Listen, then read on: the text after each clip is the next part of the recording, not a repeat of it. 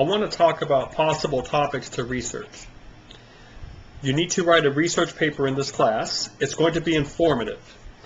And then you'll use that work to transition into another essay called the capstone essay, which will take the information that you found and thought through, and you will use that information to move towards a position on something. Maybe it's going to be action we need to take, or an application of that information in society, or in our community. So the research paper is pretty important in that if you find the right topic here, you'll be able to use your work in the research paper to go ahead and move forward to turn it into another assignment, the major assignment of the class, your capstone essay. So the question then is, well, what type of topics should I be thinking about, and what type of topics should I research? And I'm thinking as a student, I want to warn myself, if you will, if I'm doing this assignment, to be careful with the things that I love, that I have a deep affinity to, that I really enjoy, but might not be good topics to write about, because in the big picture, they might not allow me to work with the layers I need to work with, or to develop a good concrete application that displays a sophisticated thought process. So let me just give you some examples. I think we all have things in our lives that really hold a special appeal for us. They might be hobbies, they might be dreams, or they might be actual historical figures or events. The Titanic, for some reason, at least in my teaching career, has been a popular topic for students. A lot of students I've had in the past have wanted to write about this ship, this disaster. And at one level, this is a decent assignment because it would allow the students to figure out how to use a library, to compare sources, information, to check one website against another to see if they got the information correct, that sort of thing. But at the end of the day, the student can never develop really a relevant original opinion on the Titanic, or any sort of text on the Titanic that is not already out there and done in a better way. All right, I don't want you to have to feel the burden that you have to write something that would be publishable in a magazine or a newspaper, but there is a sense that what has been said about that Titanic has been said, and you might not really grow the way you should if I let you write on that, and the process ends up being just a practice, or just collecting information and putting them together in your version of the thing. You see what I'm saying? So if you were to try to explain to me what happened the night that the Titanic sank, versus, say, you maybe trying to explore the topic of the transhuman movement, which means that we are getting ready to accept into our bodies chips or computer elements that will maybe make us see farther, hear better, do computations faster, smell more keenly, maybe move faster. The technology of robotics and of artificial intelligence is getting to the point where some of the hardware can be actually entered into our body. All right, and this will allow you to have advanced skills, or what's the word? Accelerated skills. Now, some companies are already doing a version of this, in that they are inserting chips into their employees. Now, I said some. This is not like across the board, but if you go researching this, you'll see this.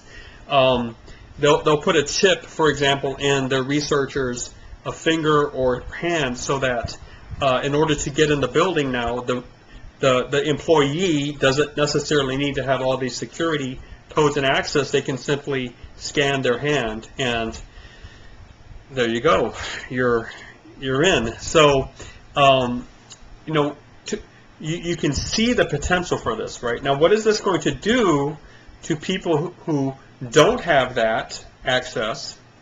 What will it do to the future wave down the line of emerging graduates from college and their employment possibilities? How would you like to compete for a job with someone who can stay awake longer, or can compute mathematical problems faster, maybe even having a sort of a biofused calculator, in the body? That might sound a little far-fetched, but why don't you take a little bit of time and research online transhumanism, or just type in phrases in Google that allows you to eventually find sources that show you what's happening here. And this topic is richer than the Titanic, because this one has so many angles you can use to come at it from a unique direction.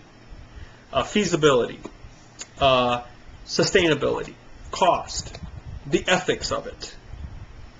There are a lot of things you can look at here. So I would say that this topic is richer, is more fertile. It's hard to tell. It's hard to tell which topic is really going to work out in the long run.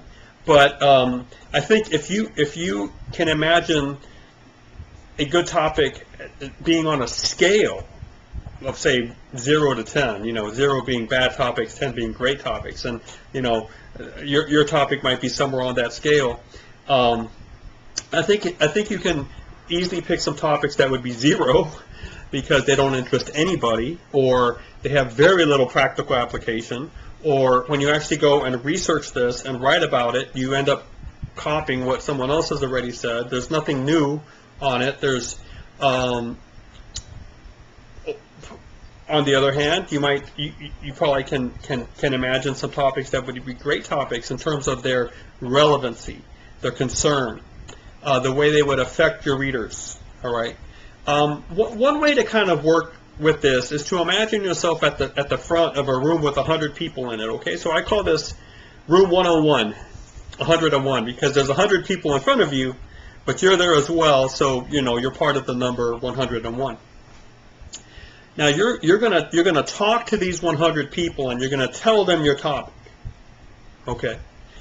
Out of the room, if we're gonna go general here, and let's assume that the room, the people are anywhere from 20 to 80, or 90, and they're sharp, they're conversant, they're culturally literate, they watch movies, they read books, they read magazines, they surf the net, they like listening to music, they like experiencing cities and travel. They're involved. They're involved and they're smart.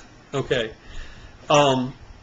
If you were to mention a topic to them, how many in that room do you think would actually be mildly interested, and eventually more than mildly interested if you can do a good job with it?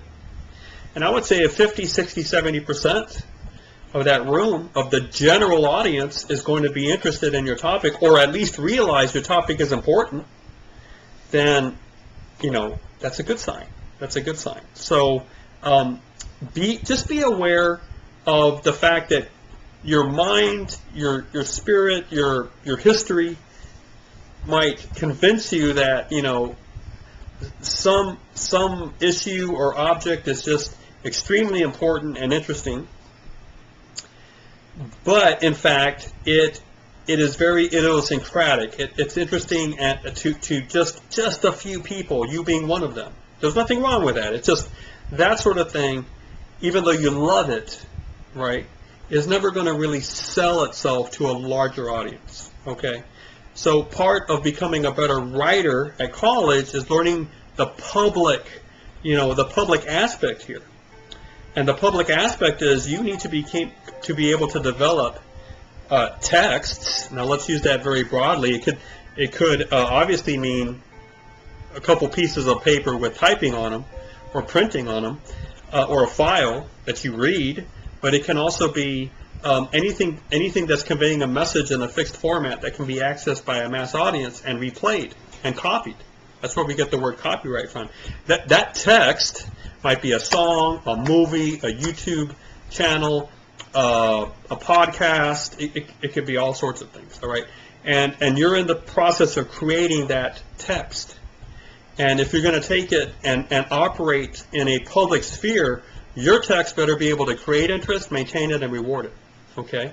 And the reward we're talking about here is this sense that the audience has after they've interacted with you and your text, that you did not waste their time, that you gave them something to think about. Some of them will already know it, and at that point, I mean, you can understand why maybe the session with you would not be as profitable as it is with others. But the point is, for many people that are in that room listening to you, this is a topic that can create interest, maintain it, and when it's done, the audience senses that wasn't a waste of time. I mean, that's the ultimate basic mental reward, and that reward is important to people that have minds the way humans have minds. Boredom is if you've ever experienced genuine boredom, you realize that is not, not something a human can put up with. And now the range of interest and of mental reward scales, but there has to be at least some sense of an audience saying, I'm glad I heard you, or I'm glad I listened, or I'm glad I read your article. I learned something here, or others might say I learned a lot. But there's this sense that you are providing for your audience because you have managed to pick a topic that is interesting, and you're teaching or you're giving your audience something they don't already have. So when you pick a topic that is out there as a cultural issue that people are discussing, you have more of a chance to create something with that topic that is going to be readable, and it's going to do the three main things a good writer, or really a good text creator or content creator, has to do: just create interest, maintain it, reward it.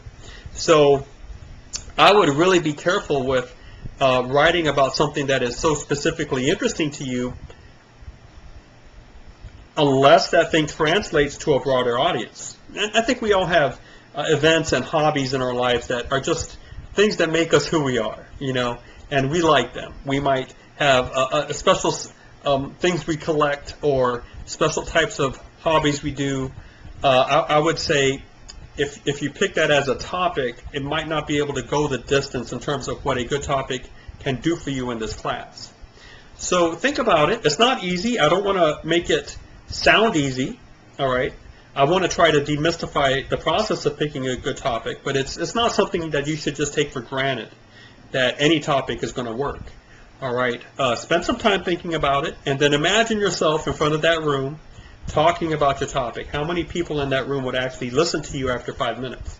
So if you can hold the majority of the room, I think you've got a good topic to research.